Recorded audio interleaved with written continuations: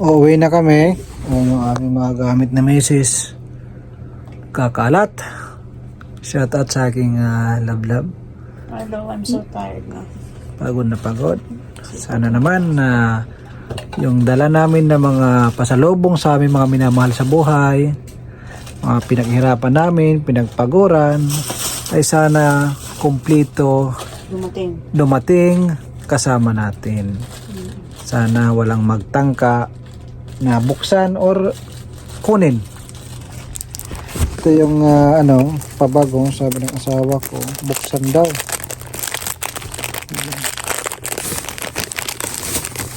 Yung kanyang ito. Wow. Ito yung Versace na EDP. Sana naman wag nyong kunin. Yan, Versace po yan. Yan.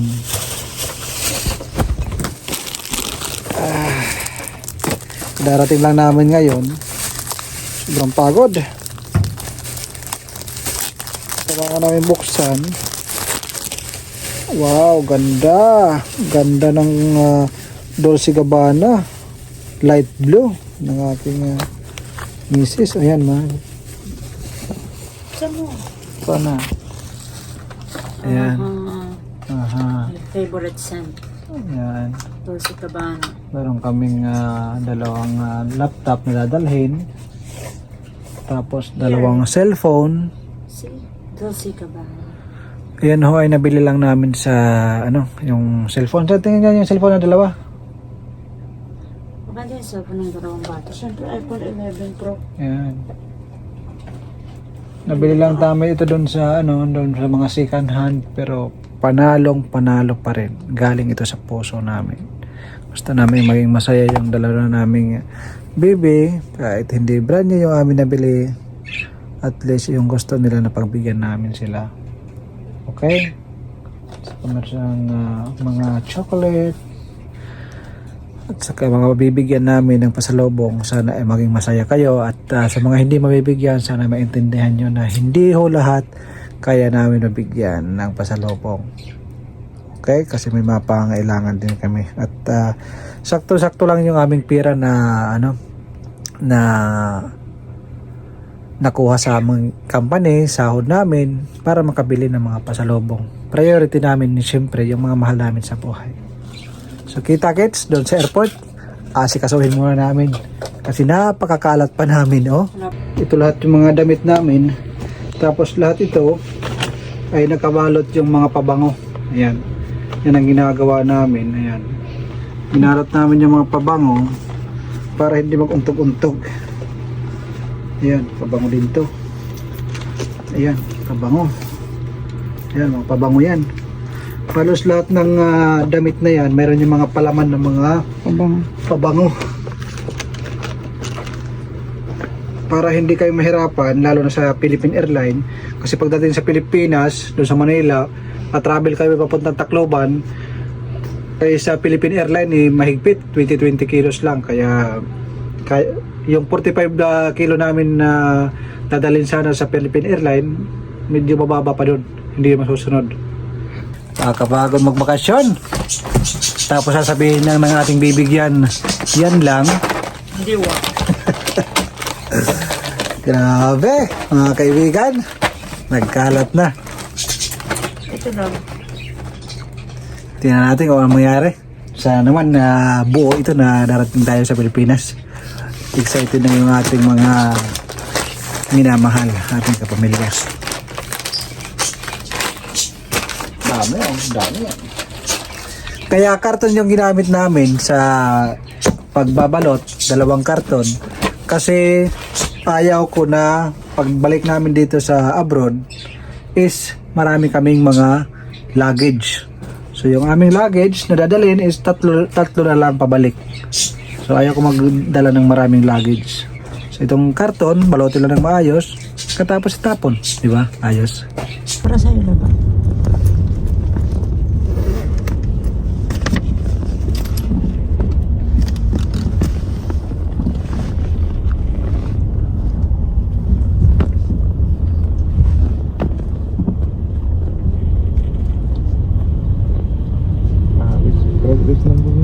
Qatar Airways here.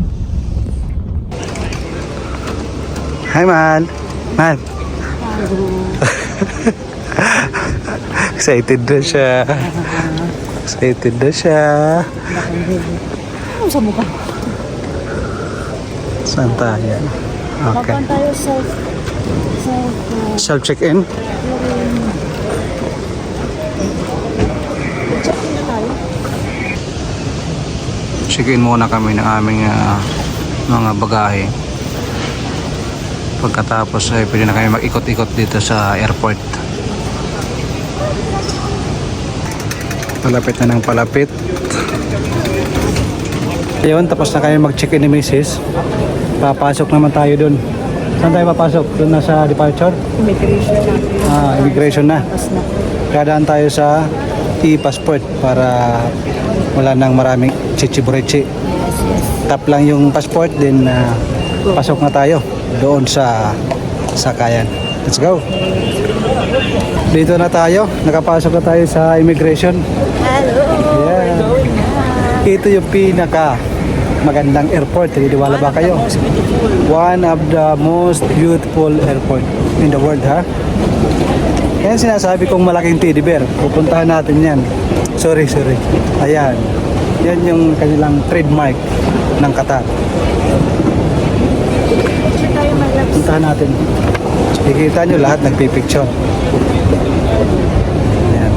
Paalala lang, pag bago pa ang iyong passport, dumaan ako sa e-passport, kaso yung aking passport is bago pa, kailangan pala dumaan sa officer. Kaya nagtagal ako doon at dumaan ako sa officer para ma-record yung bago kong passport. Yun ang ginawa sa akin.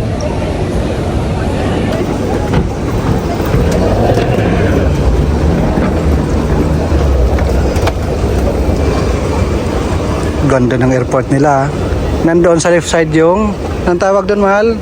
Duty free. Yan, kung gusto nyo bumili ng alak, QC, pampasalubong, chocolate, meron po dyan. Pero tayo ay tapos nang nakabili. Silipin nyo, ito yung world class number 1 sa buong mundo na airport.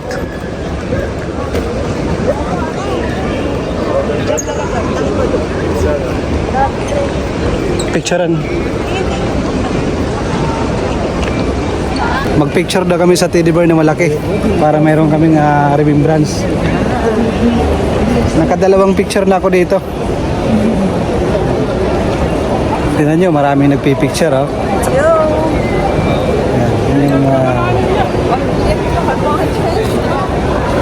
pagkatapos natin mag-picture, hanap tayo ng pwedeng Coffee na. magkape tayo. Picture muna kami.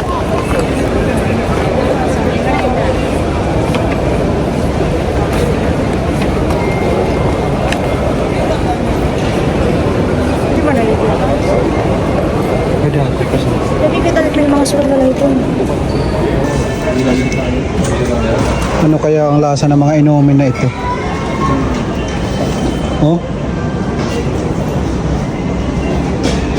Ano kaya ang lasa nito? Wow!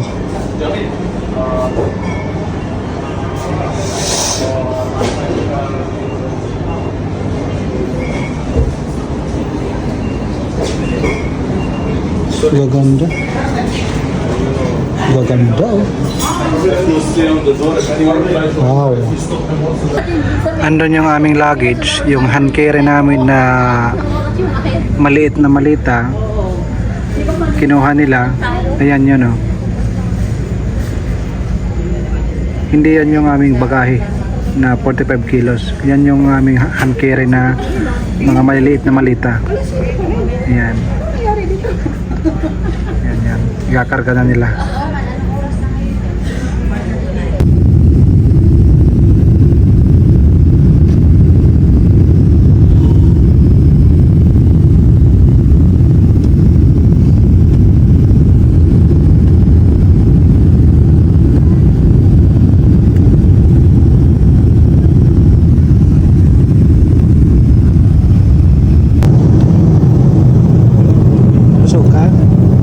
Grabe, lapit naman.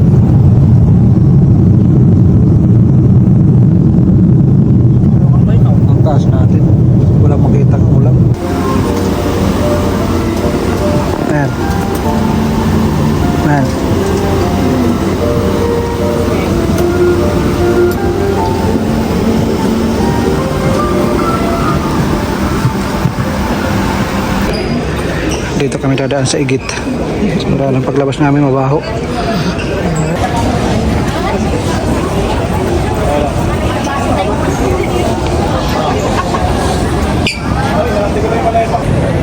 Kararating lang namin dito sa Maynila. Lumapag kami dito ng mga alas 9. Tapos nakalabas kami is 12. Mahaba-haba ang oras ang aming inantay dahil sa bagahe. Ang tagal. Ito yung aming mga bagahe. Ngayon naman ay mag-flight tayo papuntang Leyte. So via Philippine Airlines yung ating sasakyan kasi taga doon tayo. Ang ating naman flight is morning. Darating tayo doon is 7 o'clock in the morning. Alas 6 yung ating flight. Ayan. Nakakapagod pero nakaka-excite pakita yung ating mga mahal sa buhay. Ayan yung ating mga kargamentos. Dito tayo mag-aantay. Ngayon, hahanap muna tayo ng makakainan kasi hindi pa tayo nakakain ng maayos. Ito na yung Philippine Airlines papunta sa Tacloban. So ito yung aming second flight para makita namin yung aming mga ladies, family. So see you there. Kita kids. Isang oras lang ang flight, nandun na kami. Ladies and gentlemen, we will be landing in a few minutes. Please make sure that your seatbelts are securely fastened. Cabin crew landing stations.